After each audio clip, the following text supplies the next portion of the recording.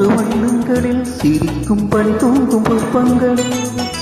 ஆசை எண்ணங்களில் மிதக்கும் அடியெண்ணை வாழ்த்துங்களில் வானவெளியில் வளமரும் பறவை நானும் அதுவாள் எனக்கென்ன கவலை காற்று என் பக்கம் வீசும் போது காலம் என் பேரை பேசும் போது வாழ்வு எனது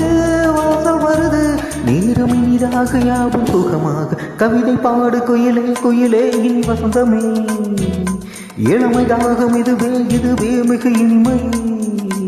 உதயமானதே புதிய கோலமே விழிகள் யாவிலும் வர்ண ஜாலமே